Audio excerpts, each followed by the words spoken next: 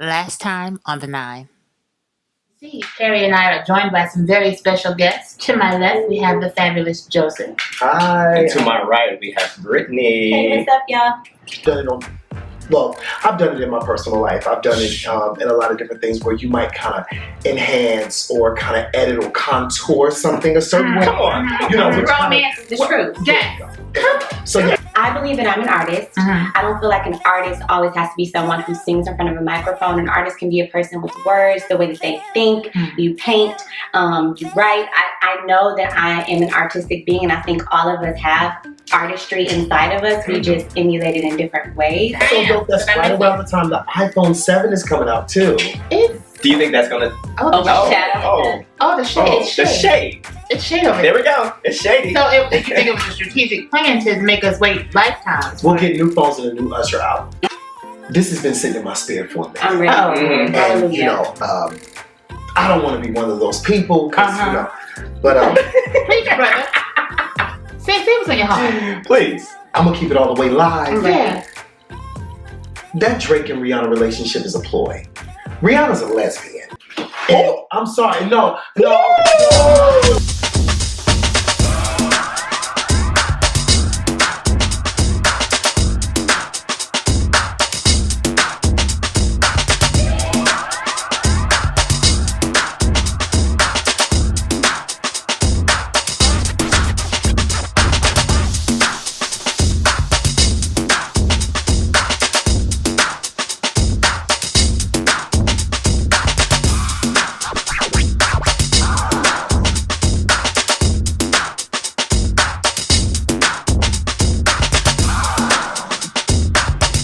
Is you ready? I'm ready. I know you fucking Rihanna's a lesbian. And, I'm sorry, no. Why? Because this is it. I'm almost 40 years old. I've been living this life for a long time, and I'm not trying to make everybody gay, but I'm gonna tell you this. I look at when she was on that cruise doing what's that dance that you call? yeah, I know what you're talking about. All of her friends are like doms. A dom is a Learning time. the butch woman in the lesbian relationship. Yes. Some aren't, some are in couples, but most of her friends appear to be doms. Rihanna gets very defensive when it comes to relationships. The only time she was pulled out was with Chris Brown, and I have my speculations about that relationship as well. I think that their relationship was a ploy that, you know, having fun and kind of playing around and wrestling, if you know what I mean. Having sex probably became fun for them, but I really believe that was something that she tried out. Since then, Rihanna cannot be officially tied to anybody. She gets extremely defensive when it comes to her personal relationships, and she's fine to be personal with those relationships, but you have to remember, Rihanna's the same person who was playing around with Nicki Minaj talking about they were in a lesbian relationship. Drake is the same person who was playing around with Nicki Minaj saying that they were in a relationship while she was dating Safari. So he's always been that flunky that's been bounced around from different relationships, and I believe that Rihanna is actually gay. Shut up. I'm so glad. But the thing about it is that we were all thinking that. I'm so glad you brought up that point. It's a ploy. It makes people buy your music. It does. It's going to make people want to watch the MTV Awards. Well, There you go. But why can't she just be, again, an artist who might be bisexual? There's nothing wrong with that. But see, you know what though? Maybe I'm hungry. I'm thirsty, and my community is thirsty for someone of a huge stature. A representative. And I'm not saying we need a martyr or anything else, because half the people that are out don't represent me. But I will tell you that I think that my people need to see that somebody's up top that isn't an alternative to anything. I think that my people need to see, and I'm talking about the LGBT community, we need to see somebody at the top of their game who's A-list, who's mainstream, who's out there, who looks like us, who's dope, who's won all these awards, who's done all these amazing things. You know, we need to see those But things. are we ready for that though? You know, honestly. You know, And when we would support that, though. You know, that's the thing. I'm gonna tell you this. You have to remember, when you're dealing in the industry, and you can speak more in detail about this, you know, we'll support you as long as we like what you're coming out with, but you know, that's always tentative. But isn't that 15 minutes of fame, or are they going to last a lifetime? That's because the mass. I mean, yes, the LGBTQ, the community is large, it's vast, right? And usually minority, though. Yeah, at the end of the day. Exactly. And that's the reason why I feel so strongly about it. Like you said, we are sexual. Well, speaking for myself, sexual minorities. Mhm. So in comparison to the majority of who's identified. So the only thing that I was saying was that I oftentimes feel like there needs to be a strong representative who's in the forefront, who's at the top of the list. And, shout out to Laverne Cox and a host of other people. But at the same time, there needs to be just a little bit more, just a little tinge, a little sparkle of color. Rihanna will be she's so hot. She's so hot. She's so Rihanna is fine. She gives sex appeal. Yeah. She gives sex appeal hair, for real. okay. Yeah, she looks like she'd dominate. She'd be like, I said shut up. And you Shut up, lady. right, yeah, and you be like, oh. Like, all right, girl. Yeah. You want to lay like this? You want to lay like Right. this right here? Legs up, spread. I got a story for y'all off camera later. Oh. Do you? We like our Okay, after 90. Huh. I know somebody who knows somebody who, may You know. better know somebody. All right, so we touched on it. And we're going to talk about this other relationship, Nicki Minaj and Meek Mill. Where's Nicki? First off, where has Nicki been? She's been off the mark. She's like been out of the scene. Just dating, Eden. pregnant. What is Eden. Hello! Yeah. Because that's what I was going to say. Is she I pregnant? can see that. The thing about with honey, them arms on Instagram, them arms. them they big. They're huge. Them arms. So here's the thing. So Meek Mill and Nicki Minaj are supposed to be getting a little bit more serious. They're getting a little bit more serious here. They've actually bought a house in Beverly Hills. Yes, but Okay. 9 bedrooms, 8 bathrooms, Well, 5-car garage. What are we doing? Like, it's only y'all two. Won't he do it? Are you adding additions? for the nanny.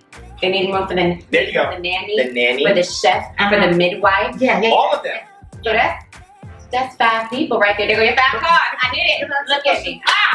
can I ask a really major question with that? I'm gonna pose a question to you all. Who you think paid for that house in Beverly Hills? Nikki. Of course, Nicki. Anybody? Onika. So let's ask this. Let's ask this. Onika. Do we think that her being with Meek is actually hurting her career? Or is it helping the career? Brittany, tell us, what do you think? I think Nikki is at the point of so much success that nobody can hurt or necessarily harm her career. I think Okay. she may just be stalling it Okay. a little bit. Okay. But it's never going to. Nikki is the greatest of our lifetimes as far as when it comes to a female rapper. Well, Period. hold on. Ooh, here we go. Wait. Wait. Who you trying to say? Who you trying to say? So you mean since we've been born? I'm talking about our era. I'm not talking about since we've been born. Okay. We talking I about was gonna Brittany. go. I know. So we're gonna give credit where credit is due. Yeah.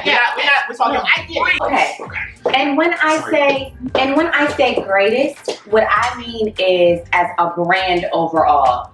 I love Lil' Kim. I think there will never be another Kimberly. There we go. Yeah. Okay. Period. But when it comes to MAC, fragrances, clothes, TV shows, movies, other artists, features, sales, She's She dominating the game right She's now. dominating. She's dominating the game. it's just, you know what I'm saying? Yeah. So I think that she's ascended to a different level of height that we honestly have not seen a female MC do in our time. Mhm. She's just, it's something to me that was even inspirational because it was just like, she was on a song with Rick Ross, Jay-Z, and Kanye and went last and killed everybody. She did. Everybody. She killed that. I was like, what? Who is this woman? What you know what I'm saying? Hotter than a Middle Eastern. Okay? Like, I feel like she's gained so much respect because that lane was something for a long time that was just so pity patty. Oh, she's sexy. She just gonna come out and she's gonna be talking about screwing guys and have her boobs all out. And it was to the point where she kind of just made her own thing. Yeah. Where I don't think she's ever going to hinder her career. I don't think that's possible. I agree. So we have one vote for saying that he's not. What do you vote?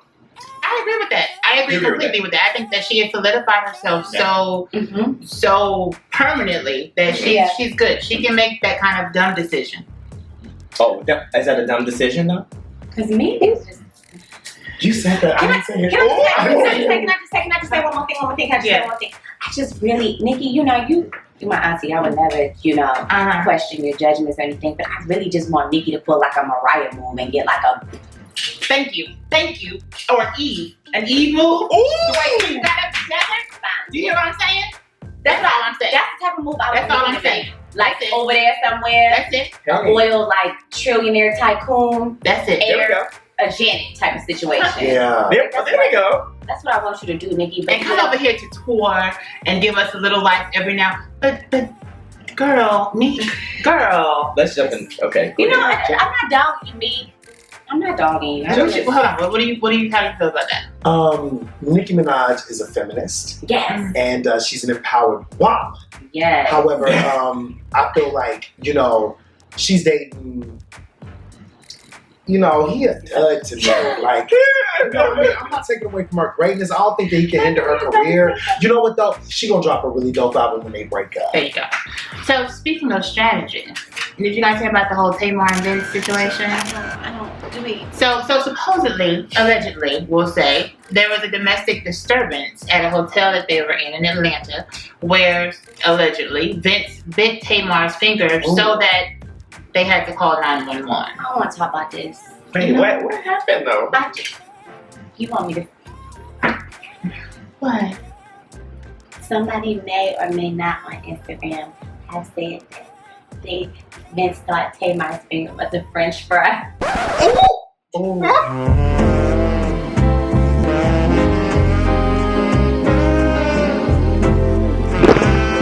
How do you know you're gonna love the taste of these fries? That's how. Wait. Because, stop. That's not funny. That's not funny because I love Tamar. I am a Tamartian. I love everything about her. That voice slays. I think she's funny. I love the fact that she's herself. Her little bratty ways are cute to me because I'm kind of a brat myself. But so he bit her finger because it was a French fry. I didn't say that, Tamar. I'm not doing it today. Tamar. I didn't say that. They said that. I'm not doing it. Hungry hippo. I'm not doing it. Have you ever been in a relationship that had a moment? Oh yeah. So like a domestic dispute type thing. Have you ever been in a relationship that had like a domestic dispute type situation? Yes, I have. Oh really? Yeah. So now you're after. Yeah, absolutely. Absolutely. That was about 10 years ago. Okay.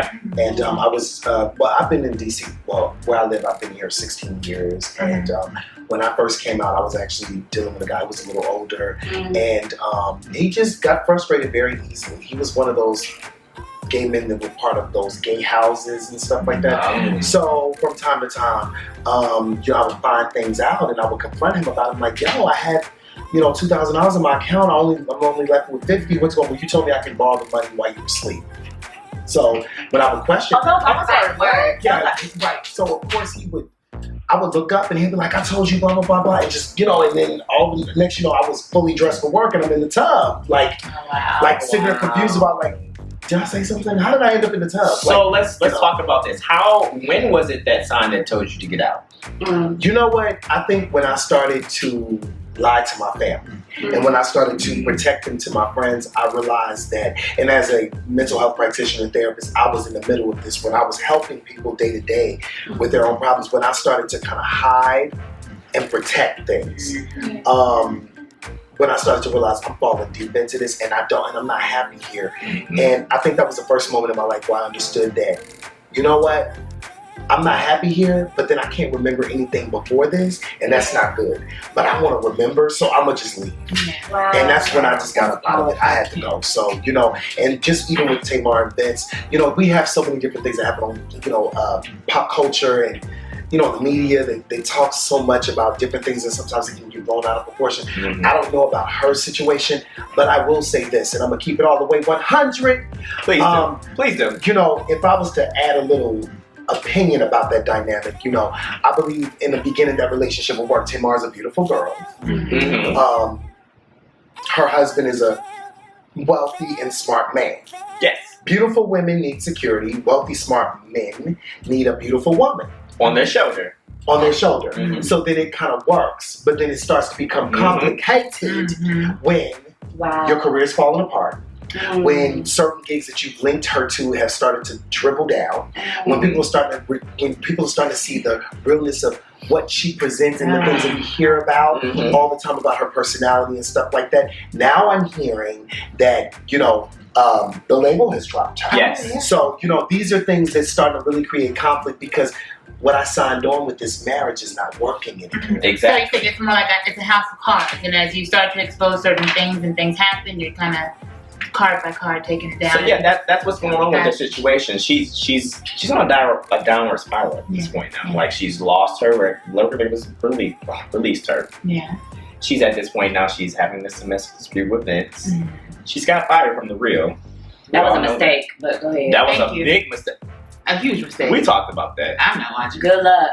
We're not, but I mean, and that happened. And then also, it's like, what is she doing now? Like, what's happening? Like, what are they going to do? So it was allegedly, like, not allegedly, but they saw them the night after or the day after in the airport holding hands. So it's like they're covering it up.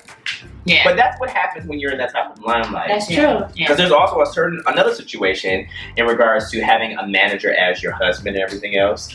And that's something that happened with Wendy Williams too. Oh. So the word on the street is that the executives at the Wendy Williams show, they want to get rid of her husband. Of her husband. But the tea is that she wants to get rid of her husband too. Exactly. Well, you know what? In the industry, that happens often. Beyonce fired her father. Yeah. Brandy fired her mother at one point.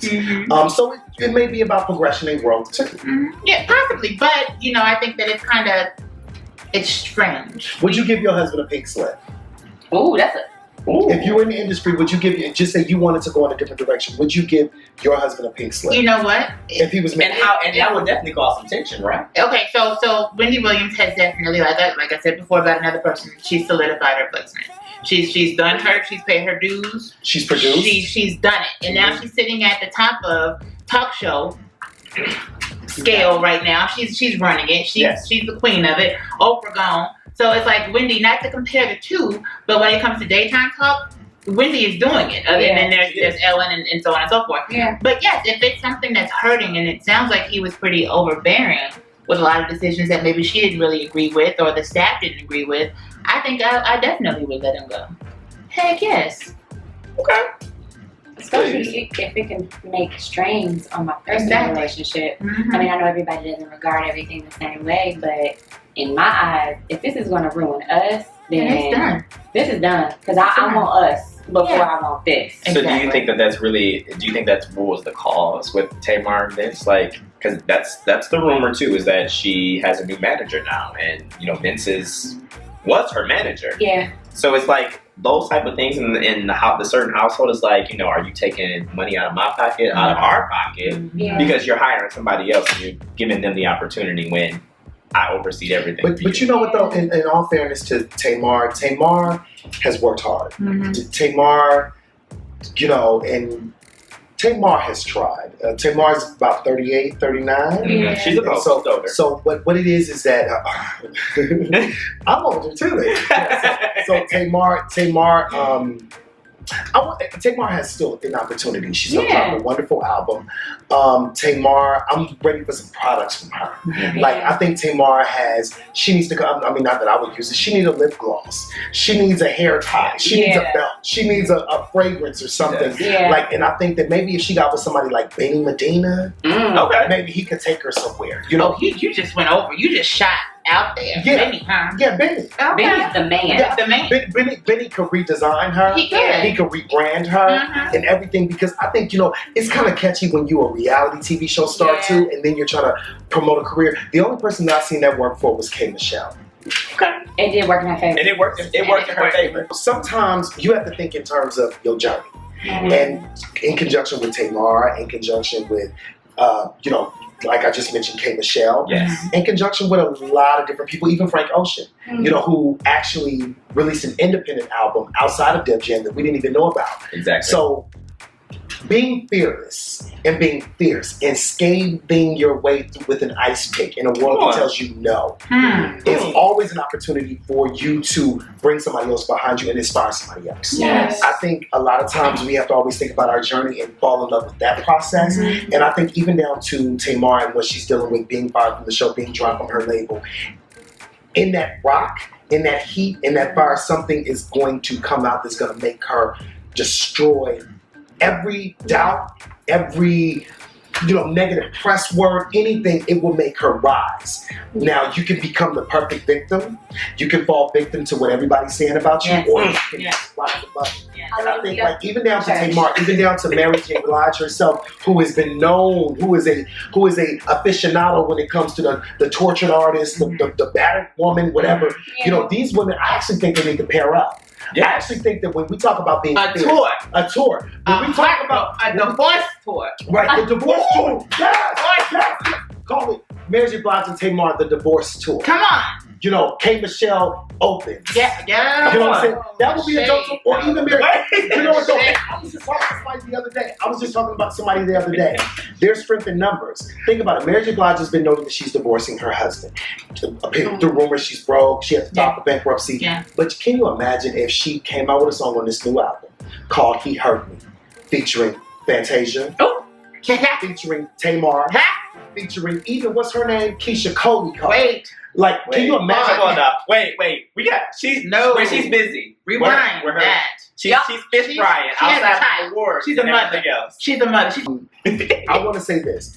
Everything that we've experienced, we need to clarify it first. Because, when you're in the middle of a pain, in the middle of a problem, you see it for what it is. Oh my God, this person hurt me. Oh my God, this happened. I lost my job. I got fired. Why do I keep trying to do this and nothing's working? Yeah. And in the process of it, we're like, oh, I don't know what happened. But then when we get past it, we have to clarify what we went through. Yeah. So we won't hold on to where we were so we can move forward into our later stage of progression, where we can finally understand maybe this relationship ended because it was really a whack relationship. You want my offer now? Right. I got it. Put it up there. Maybe this job ended because that wasn't for me. Maybe I can reapproach my art and my talent in a different direction and do it the way I want to do it this time. Right. You know what I'm saying? Maybe if I really just stop caring about my views and who's looking at what and just consider not the number, but who's looking at it. Because who is going to get you where you need to be. Those are the things about being fearless. I'm sorry, say that again. One more time. It's not the numbers, but what? It's not about the numbers. It's about who is looking. Thank you. Who is looking. Okay. I see people all the time that are on CNN that are miraculous, that are amazing. Where I look at their social media, it's like, oh, you only got 2,000 friends and like 0 followers. And these people are on social media. These people are on network television. So when it's all said and done, it's like, it's all about who's seeing you. Who is seeing you that can get you to the next phase of your life. So clarify your past. Maybe these things happened to me because they weren't supposed to happen at the time. But now that I'm able to process them, I'm ready now. And that's about being fearless. Everything is divine. And if you want love, you need to find love with an ice pick. Pick away the drama and get what you need to get. He said it there, and here we are. We're definitely here. So you touched on being fearless. What do you think in regards to being fearless? What does that mean for you? What is that definition of being fearless? I think that we all have a purpose, and I think that we were all born with that purpose, and one of the purposes is a duty to each other. And I think that we have to be an example for each other as we go through this journey called life. And I feel like if you're not fearless, you're holding yourself back from so many opportunities that you will have if you just stepped outside of that fear. Because really, fear is not real. It's not. It's not something that exists. Yeah. It's something that we make up. It's something that we've seen from prior maybe failed attempts at something. Yeah. And now we're sitting here and we're like, well, they didn't get it, so I know I'm not going to get it. And then let it go and be of duty to yourself, be of duty to the other people that are watching you, your ancestors that are fought to get you where you are. Like, it's pertinent to be fearless in life today. It is. Period. What do you think, Brittany? I think being fearless is something that we all know we have to do, but it's so easy to not do. Exactly. Like sometimes I feel like even the hesitations that you have of doing things shows fear in a way that is subconscious and natural. Yeah. Because fear really is our animalistic instinct to protect ourselves. Because if it's a place that you haven't been before, you're naturally afraid because it's the unknown. Come on. So it's not even that you don't want to go there or you don't think that you can. It's just you don't necessarily know how It's a desperate attempt to or protect. why. And or, it's more comfortable to be in that position because that's what you know. yeah, Right. and you don't even feel anxious or you don't feel or stressed or you don't feel anxiety about it. It's just like complacency. Stay tuned for the conclusion.